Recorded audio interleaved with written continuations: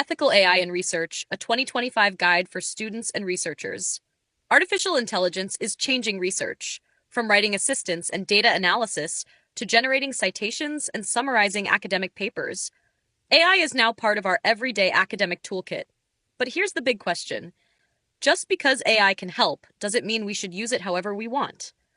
That's where ethical AI comes in. In 2025, researchers and students alike must know how to use AI tools responsibly, transparently, and ethically, not just to follow the rules, but to protect the credibility of research itself. So, what exactly is ethical AI use in research?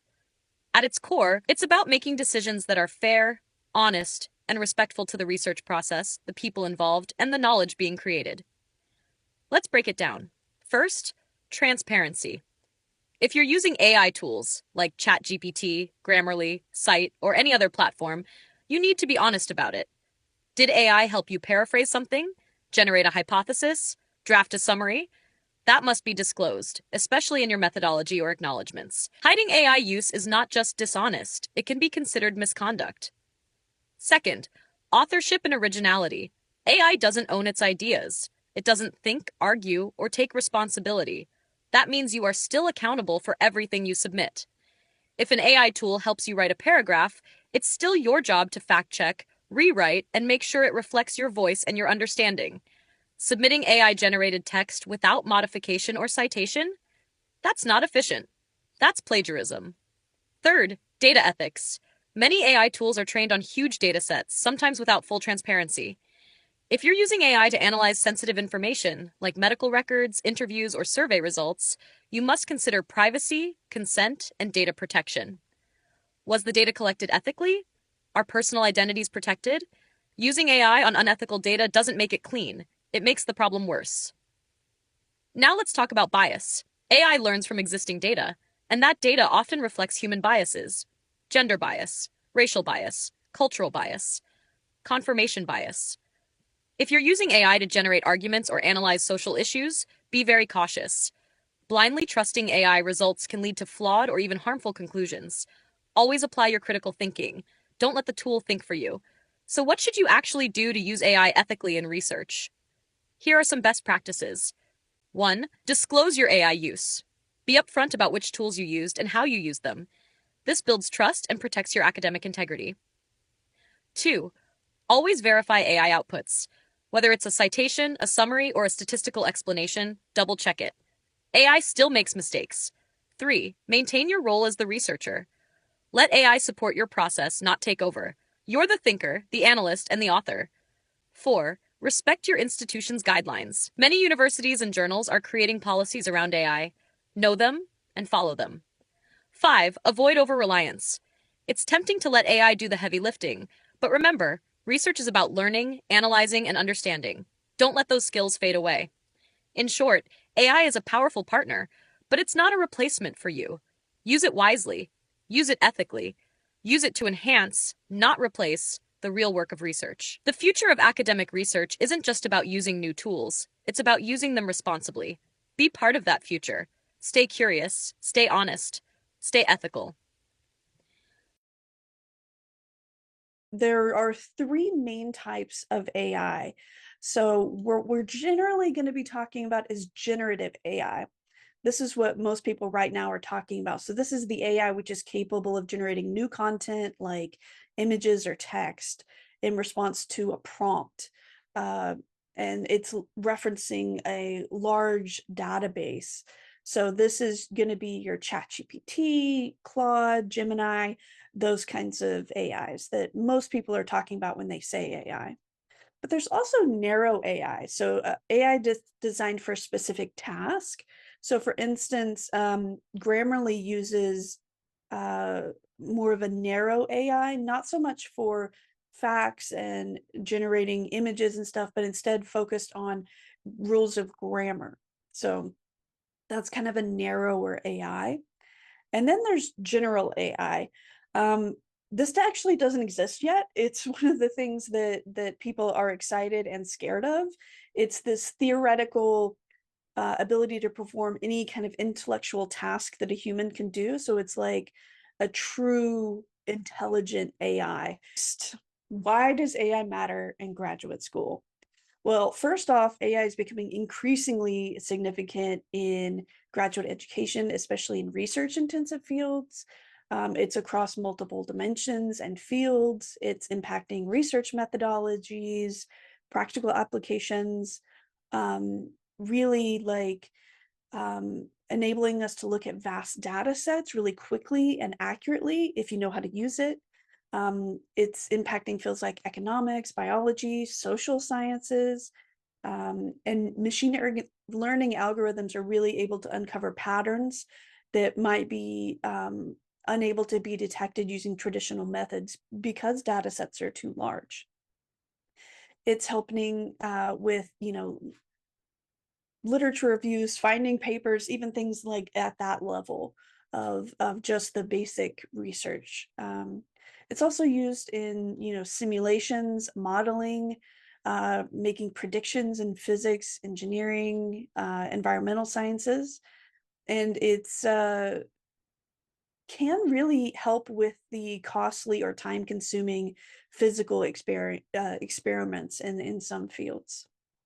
It also has interdisciplinary applications. So, bridging gaps between computer science and data science, engineering, biology, and humanities. So, it's really opening up opportunities to apply computational techniques to each discipline in graduate school. Next is similarly kind of efficiency and productivity. So automating time-consuming tasks like transcription, data entry, and some aspects of like coding so that you can focus on things that are more important to your learning. Not that those things aren't important, but like transcription's not a huge skill that's going to be needed in the future. So why not focus more of your time on, coding those transcripts instead of just copying them down? Skill development and career preparation. So as AI becomes more prevalent across all these industries, having AI skills is going to be very important to have a competitive edge in the job market. So understanding technologies like machine learning, natural language processing, is really going to be helpful even in non-technical fields because these are being adopted in most fields in industries now.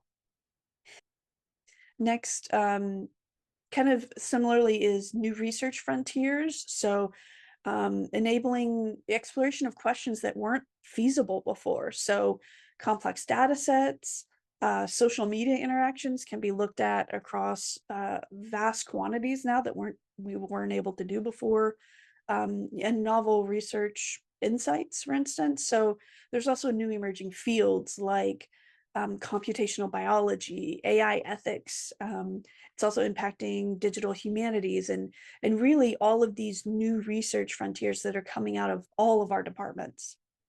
Help with accessibility and inclusivity, so enabling remote access to things that might not be locally available, whether you're going somewhere else to do research or you're here and need to access something.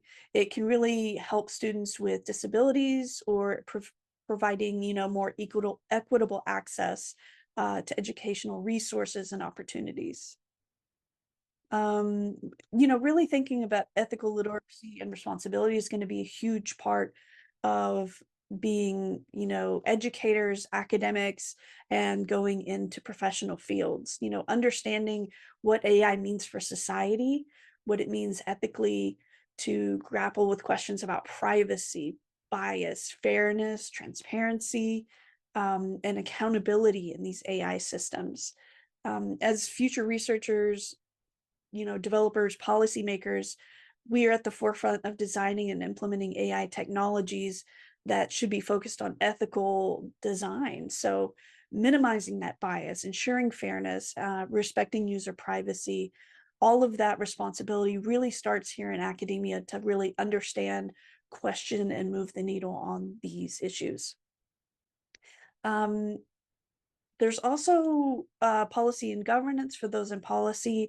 We have the opportunity to really influence how AI is used, how it's legally understood, and how it develops globally here and here in the United States. So we need to even think about the global implications of AI, how it's affecting marginalized communities, international relations, economic disparities. So really, we have this chance to study and think about these issues deeply, like how AI can be used to address rather than make problems worse. So how can we use AI to solve problems instead of making things worse? Um, social impact and public engagement, all of these are going to be important factors. Okay, so now after I'm done telling you about why you should care about AI in graduate school, let's do a bit of the fun part, which is exploring AI tools for graduate schools. I'm going to go. So for research and data analytics, again, this isn't a complete list, but these are the ones that I think are the most functional right now. And these do, we're seeing huge updates to these and new tools keep coming out, but these are the ones that I think would be most useful to graduate students. So the first is Research Rabbit. This is a tool designed to assist us in discovering and exploring academic papers, and allows you to visualize connections between the papers, authors, and concepts. So you can select a paper and it'll give you a web of everyone who has cited it, or you can select it who has it cited. You can turn it into a timeline of like when each paper that is connected to that paper was written. And then you can just keep going deeper and deeper. And it really gives you this nice visual, but also exploration that isn't available when you just do a general search of terms. So sometimes when we do search terms, you might not think about this other term that could be really important. But Research Rabbit is good at being like, hey, this is one that you should consider because it's in discussion with all these others. And if you're going to teach students, if you're an adjunct somewhere, you're teaching students, this can be a really great tool to help them learn how to think about how academic papers are talking to each other. I think a lot of times students really think like, oh, it's just one paper, but we need to be learning an entire field and what discussion is happening around an issue or a topic. And so this really gives that nice big visual and lets you explore in a way that helps you understand the interconnectedness of all of these papers. There's also Elicit. It's a research assistant that helps with literature reviews and systematic reviews. It's natural language processing to help you find, summarize, and synthesize research.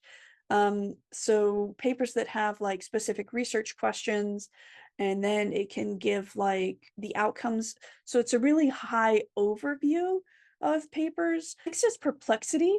So this is kind of like Google on steroids. So it's a search engine and it uses large language models to answer directly the questions that you put in. So instead of giving you like a bunch of links to kind of click and go through, it'll actually pull text from a bunch of different places, put it on the screen that actually answers your question, and it gives you a link to where it found that particular answer. So it might give you 10 answers to the question and then the links for you to go check it out. So next is Semantic Scholar. So this is a free academic search engine, and it helps researchers find relevant paper, understand trends in literature, and kind of see connections between different research areas. Maestra is a transcription tool. So any of you that are doing interviews, if you are doing focus groups, if you are in a meeting, you can have this Maestra record it, turn it into a text-based thing. So you can even use it for, meetings, interviews, things like that. It offers pretty accurate transcriptions. It can also do translation. It can do captioning for videos and analyze some of the spoken content. So it is a paid function, but it's a pretty good service for a variety of tasks that you might be interested in. Atlas TI, there's also NVivo, I believe, but Atlas TI is a qualitative data analysis software. So it analyzes complex textual, graphic, audio, video data. So it helps you code that data, identify themes, and generate insights from large data sets. Is Zotero. It is a free open source reference management tool. And I always suggest to graduate students start using Zotero right away. if you skip out on the other things if you really want to, but make sure you're using Zotero, especially for those new graduate students coming in. This helps you collect your research, organize it, cite it, put the bibliography information in your papers automatically, and you can pull papers from websites and download them automatically, and really helps you organize and streamline the citation process. Okay, next, writing and editing tools. Not as many writing and editing tools that I would suggest, but here's three. So first is Claude, and this is the one I would suggest for large writing projects. So it's a conversational agent. So you put in a prompt and you get things back. But it's really great at if you want to upload a text or a document and say, how can I improve this? Claude is really good at explaining how, maybe your topic sentences need to be stronger. Maybe you're not explaining an idea well. So Claude is very good at doing that. ChatGPT, which is similar. ChatGPT and Claude are both good systems. And then finally, Grammarly. So this is something that can help your grammar and your tone and things like that. They have a free version and a paid version. And when you turn it on, it can help across all your computer systems. So, your email, when you're writing in Microsoft Word, or when you're in PowerPoint. So it can kind of go across all of those systems on your computer. So why does academic integrity matter? Sometimes this is really obvious, but I think really thinking through this is an important way to keep everyone motivated and on the same page. So first, it preserves the value of your degree. So when you maintain high standards, you ensure that your degree truly reflects your hard work and expertise and doesn't devalue your degree. And so as we all do that, that ensures that when we leave, we actually have the skills and knowledge that the degree says we have. Next is ensuring fair assessment. So it allows your professors to, accurately evaluate your knowledge and skills so that you're being assessed on those instead of what some other system knows. And if you don't have a fair assessment of your skills and knowledge, then you're not actually going to know where your weaknesses is, so you can improve them. Next, it's kind of similarly to your degree, but it upholds our institutional reputation. So your actions contribute to the standing of our university in the academic community. If a university becomes widely known for cheating or has cheating scandals, that kind of thing, it really hurts everyone at the institution and the degree that you hold from the institution. Next, it prepares you for ethical professional practice. So the habits that you're using now are going to shape your future career. So, maintaining good academic integrity is important now because that's what you're going to have in the future. And you need these skills to take them into your professional career. Next is, I don't like to talk about this, but academic reprimands for using when you don't follow academic integrity. So, it might be failing an assignment, expulsion, and long-lasting impacts on your reputation academically and professionally. And no one wants to have that happen. Last is that this is something that I think people don't think about as often because AI is getting so much better, but you need to do more and be better than the AI in your field. So AI systems are generalists, right? They're really good at recognizing patterns, or they're good at helping with grammar. But you need to be a specialist. You need to write better than AI. You can use AI to help you learn how to write better, but ultimately you want to be better than the AI in your field. So just to reiterate, make sure you always cite AI tools where appropriate, just like any other source. So if you make a PowerPoint and it's designed by AI, at the end you need to say, I used, what is one that does PowerPoints?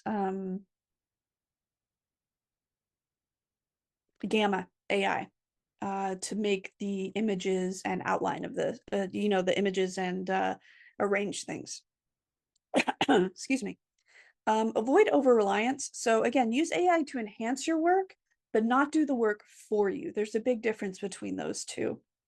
And next, be aware of the course policies on AI. Each course and each professor has different ideas about how they want you to use AI. So just be sure that you align with those so that you don't cross any ethical boundaries, right?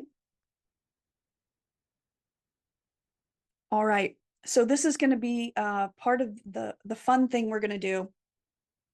If you don't mind, you can unmute or you can put in the chat, but we're going to work through a couple case studies, and I want you to really think about whether you think it would be a academic integrity issue or not.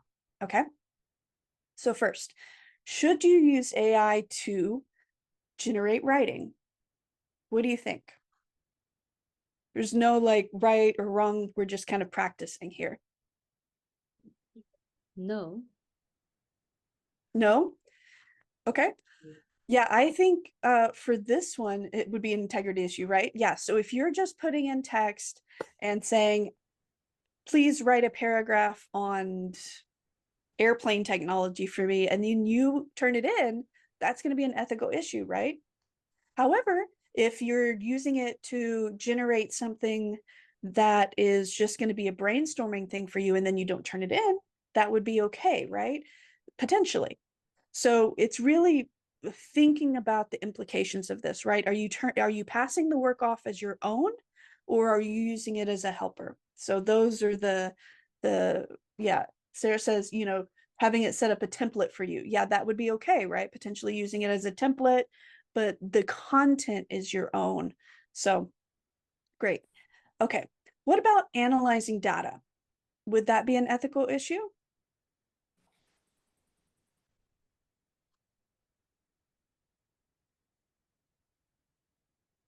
I got one no.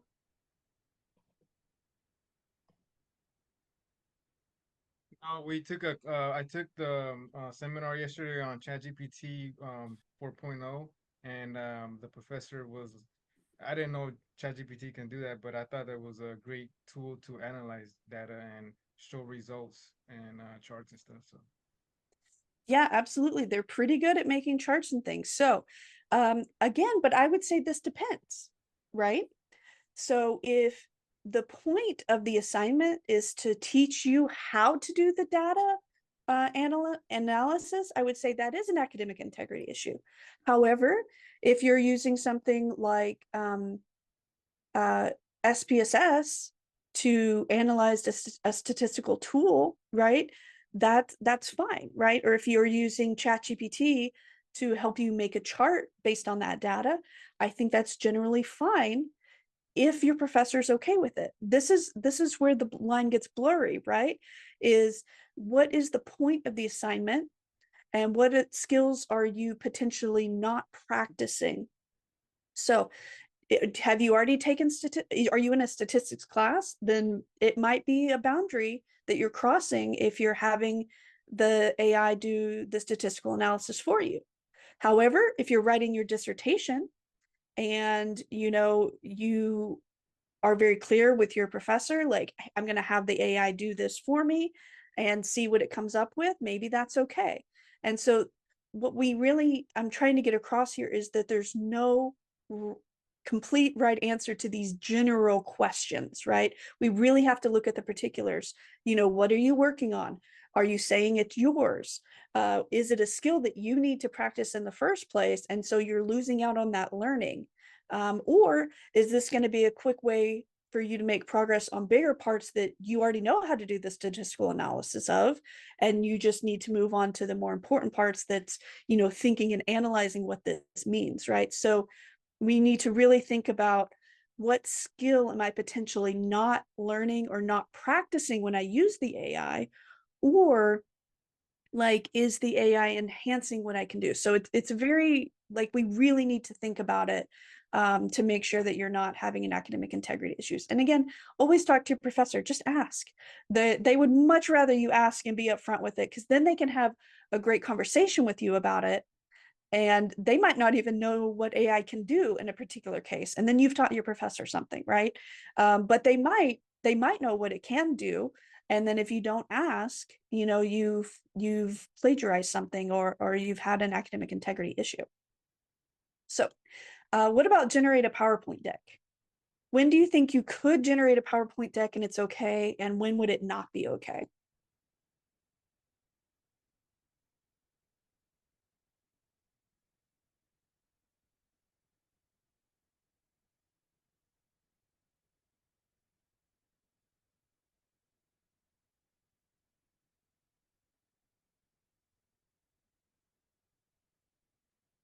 So what I would suggest is that if you have a presentation for a class, and the presentation is you're reporting your research that you've already done, and the research is the central point of your presentation, I might say that that's okay if it helps you generate images and puts all your research in a pretty format.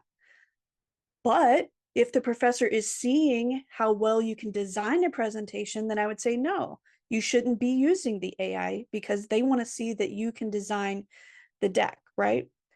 Is that a learn, but most professors would say however you can present it is great. However, if you're using like Gamma AI and saying do a presentation on, like I said, airplane dynamics or whatever, and it writes the whole presentation for you, that's a problem, because you're passing that work off as your own. But if you have it make images for you and make your PowerPoints pretty, but you've given the content, you're not passing that off as your own, right? And at the end, again, always cite, have a little slide that says, I had Gamma AI help me with the images and formatting of these slides. Just be upfront about it, and no one's gonna be, or generally no one's gonna be upset. They're gonna be like, wow, how did you get it to help you do that? I need that for my lectures, so that it can help me do slides faster. Because let's be real, like the skill of generating slides it's a great skill to have. Yeah, it's not a PowerPoint training class, right? It's a class about how well can you present the information? How do you make the content that you're coming up with? Those kind of things. So really think about what skills you're learning and practicing versus what skills you can spend more time on. That's really what I get out of AI is AI can help me spend more time on the skills that I really want to practice and maybe skip some of these that I don't think are as important. But you need to think about, do you have those skills in the first place, or do you need to acquire them, right? So and we can just kind of go through the rest of these because we're starting to run out of time, but record group meeting notes. This could actually be really helpful if you're doing like a group project and you want to like have the discussion recorded, for instance, and then have it say like, here's the next steps y'all discussed, and everyone gets the email, right? But everyone needs to consent. When you're recording, you need to let everyone know. Just like when I started this, I said I'm going to turn on the recording. There's a little recording button at the top. Everyone needs to know it's being recorded. Get your professor's permission if you want to record something in class, because it's their content. It belongs to them. And so you need to get their consent if you're doing it. It can be useful to have a transcript of a class or something like that. But again, you need to get permission and consent from everyone involved. Next is summarizing articles. So again, I would say like, are you having it summarize articles because you're trying to figure out which articles you're going to use for a paper, or are you having it summarize articles for your literature review? I would say that's a no, right? You need to be writing those summaries for your literature review. And also you don't want to rely on trusting the AI to do that for you either. But if you're just looking through and saying like, oh, these look like interesting articles, do they pertain to my dissertation? Maybe have them summarize it real quick, and then you can decide whether you're going to go in and read them and do the summarizing yourself, right? So there's a line there of like, what are you using it for? What skills are you developing? Things like that. Okay, and then finding articles.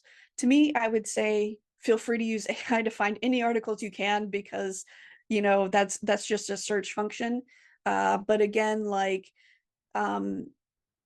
it's important to know that the Claremont Library has a greater amount of articles and research available through the old-fashioned searching than any AI system right now has. So if you use Research Rabbit and something like that, which I do enjoy, they don't have as many articles available as the actual library. So it can be a good place to start to like brainstorm and collect things, but you always need to back that up with a thorough search in the library because we have access to much more than those AI systems. So that again, this is my opinion. If your professor is teaching you how to do library searches, don't use the AI, right? But if it's just finding articles and things like that, you know, get your feet wet in the AI world, see how those things work, and then you can take your big spread of ideas and articles to a deeper library search. All right. So, again, just to reiterate, you know, think about what skills you need to practice. Think about what you might be missing if you use AI, what practices you might be missing, or what learning you might be missing. Okay,